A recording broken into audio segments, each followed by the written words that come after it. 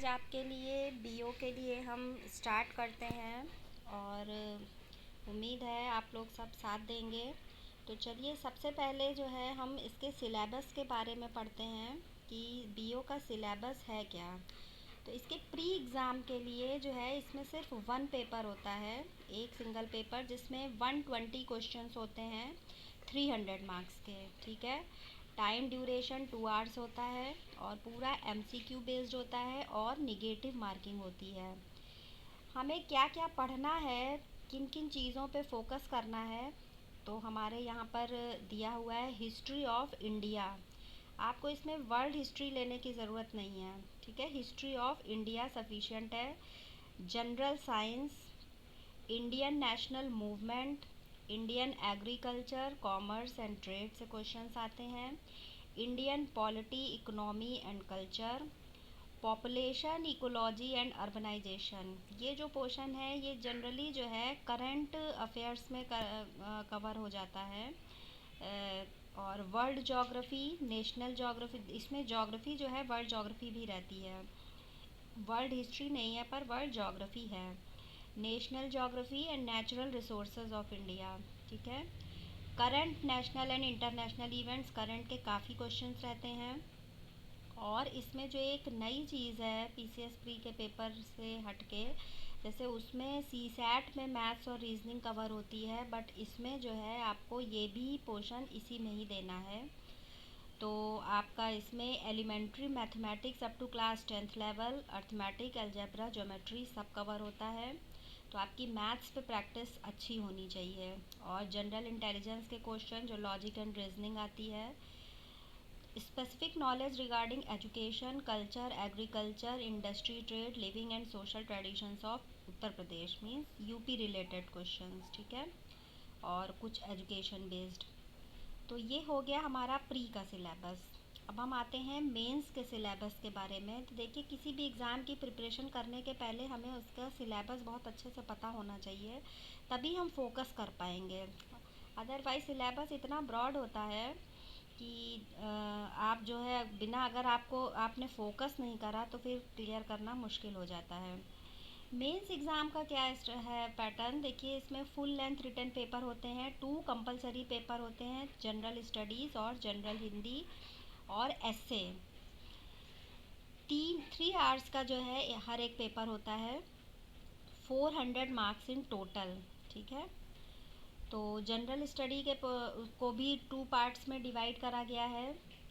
जो पहला सेक्शन है, जो मेंस पेपर का जो पहला सेक्शन है उसमें 10 questions of general answers containing 10 marks each, means 10 question 10 number के रहते हैं और उनकी जिनकी वर्ड लिमिट होती है 125, ठीक है। और जो सेक्शन बी होता है उसमें शॉर्ट आंसर्स रहते हैं और उनकी वर्ड लिमिट जो है वो 50 वर्ड्स की होती है, ठीक है। और under section C there will be 20 questions. जो सेक्शन बी है उसमें एक बार फिर से देख लेते हैं, 10 क्वेश्चंस ऑफ शॉर्ट आंसर्स। जो शॉर्ट आंसर हैं वो 10 क्वेश्चंस होंगे जो 6 मार्क्स के होंगे, जिनकी वर्ड लिमिट 50 होगी। और जो सेक्शन सी होगा उसमें 20 क्वेश्चंस होंगे 2 मार्क्स के, जिनकी वर्ड लिमिट 25 होगी।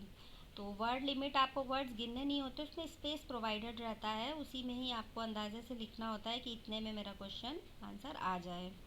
उसके बाद जो सेकंड पेपर होता है वो जनरल हिंदी और एस्से का होता है, ठीक है। तो जो फर्स्ट सेक्शन है हिंदी का वो 100 मार्क्स का होता है और सेकंड सेक्शन जो है एस्से का वो भी 100 मार्क्स का होता है, ठीक है।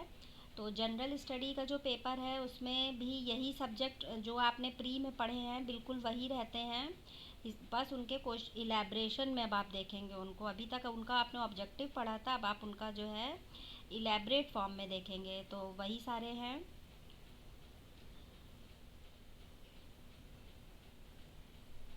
जो हमने अभी प्री में देखे थे।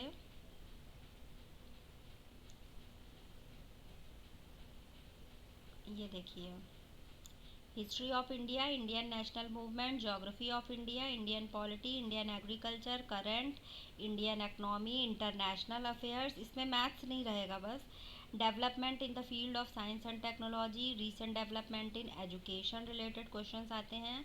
Specific knowledge regarding culture, agriculture, culture से आपको जो है क्वेश्चन अच्छे खासे देखने को मिल जाते हैं। सेकंड पेपर जो है वो हमारा हिंदी का होता है, general Hindi and essay.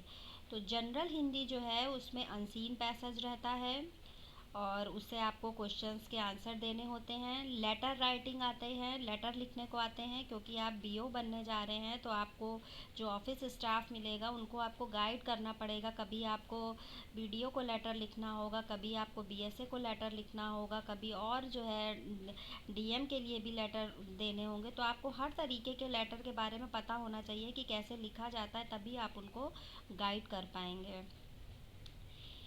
Hindi paragraph को इंग्लिश में ट्रांसलेट करना, इंग्लिश को हिंदी में करना, ये भी आता है। ग्रामर आती है, वोकैबुलरी आती है, ठीक है। अब हम आते हैं एस्से के पोर्शन पे। तो एस्से में देखिए कौन कैसे कैसे टॉपिक आते हैं। दो एस्से लिखने को रहते हैं, उसमें एक जो है एस्से नेशनल इंटरनेशनल पे आप कोई वैसा करंट का टॉपिक रहता है, नेशनल प्रॉब्लम्स रहती हैं या नेशनल डेवलपमेंट प्लान्स। और जो सेकंड पार्ट रहता है उसमें आपका कोई एनवायरनमेंट से, environment, pollution, solution, agriculture, business, लगभग करंट से आपके ऐसे जो है जो भी करंट सिचुएशन चल रही है उससे कवर हो जाते हैं। जैसे हम लोग के टाइम पे जो मुझे मिल गया था टॉपिक, वो एक कोरोना पे मिल गया था और एक ऑनलाइन स्टडी पे मिल गया था। तो ये रहा पूरा मेंस का सिलेबस। अगर आपने इतना कर लिया, इंटरव्यू नहीं होता है, डायरेक्ट मेंस के बाद में आपका सिलेक्शन मेरिट लिस्ट आउट हो जाएगी। तो ये रहा आपका, लग जाइए आज ही से। मैं कोशिश करती हूँ कि आप अब इसका ज़रा मार्क्स देख लेते हैं। अच्छा, ये हो गया है, तो लग जाते हैं आप लोग के साथ में। और मुझे पूरी उम्मीद है कि आप सब मेरा साथ देंगे। कोशिश करती हूँ कि अब मैं जो है ऑब्जेक्टिव क्वेश्चंस जो है इसके प्री के लिए आप लोग को प्रिपेयर कराऊँ। ओके, मिलते हैं नेक्स्ट वीडियो में। Thank you.